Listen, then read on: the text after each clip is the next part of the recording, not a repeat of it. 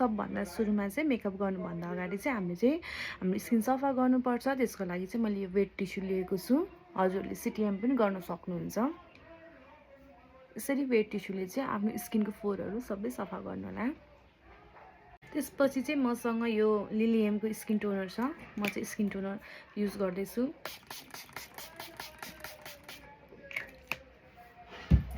म चाहिँ जहिले पनि मेकअप गर्नुभन्दा अगाडि चाहिँ टोनर युज गर्छु हैन।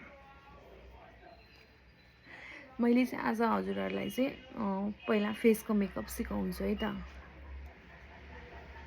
र अब चाहिँ हामी मेकअपतर्फ लागौँ है त। मेकअप गर्नुभन्दा अगाडि चाहिँ हामीले वेट वाइप्सले फेस सफा गऱ्यौँ, टोनर लगायौँ। त्यसपछि चाहिँ मसँग यो जोन्सन बेबीको मोइस्चराइजर छ। म यो मोइस्चराइजर लगाउँछु।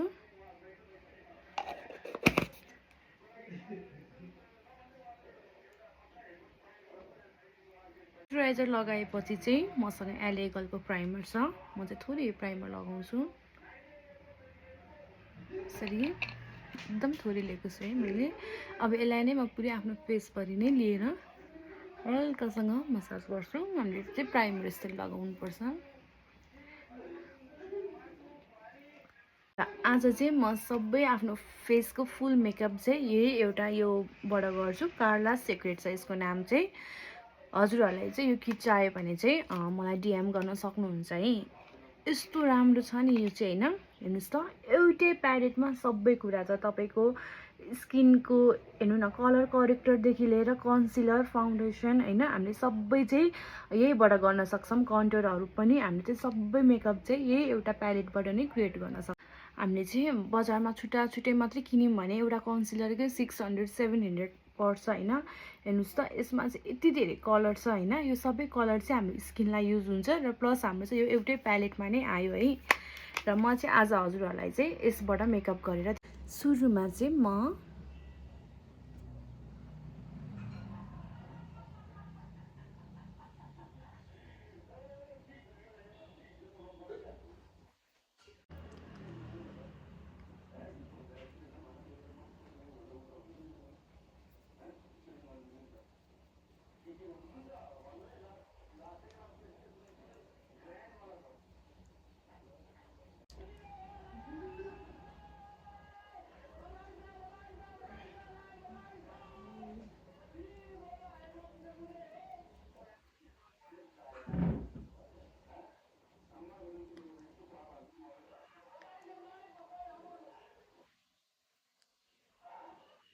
मैले चाहिँ यो रेड कलरको चाहिँ मेरो डार्क सर्कलमा लगाएको छु है, अन्डर आईमा।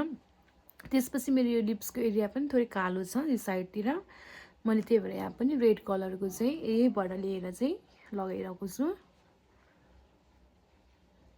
र अब चाहिँ म यो ग्रीन कलर लिँदैछु। ग्रीन कलर चाहिँ यो हाम्रो पिम्पल्सहरू छोप्नको लागि चाहिँ हामी यो रेडनेस हुन्छ नि त जता जता हो, त्यसको लागि चाहिँ म यो ग्रीन कलरको युज गर्छु है त।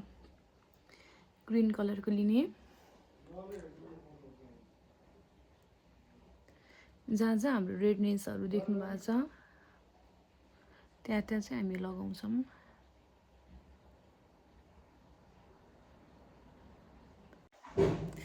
मैले चाहिँ मेरो जता जता पिम्पल्सको दागहरू छ, रेडनेसहरू छ, त्यहाँनिर चाहिँ यो ग्रीन कलरको करेक्टर लिएर ब्रसले नै ब्लेन्ड गर्दैछु है।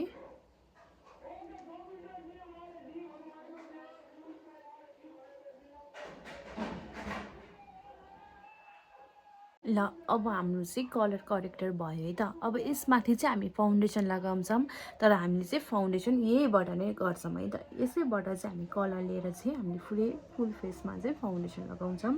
आफ्नो स्किनको सेड अनुसारको चाहिँ कलर लिनु होला है त।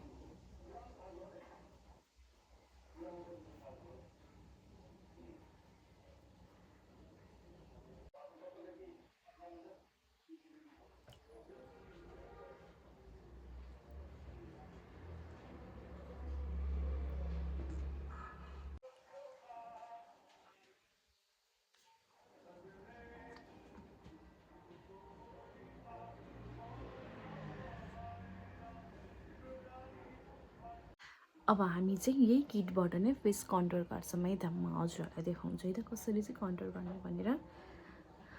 आफ्नो स्किनभन्दा चाहिँ अब चाहिँ यसबाटै म डार्क कलर लिएर आफ्नो स्किन कन्टुर गर्दैछु है त। यो कलर ठिक हुन्छ, डार्क कलर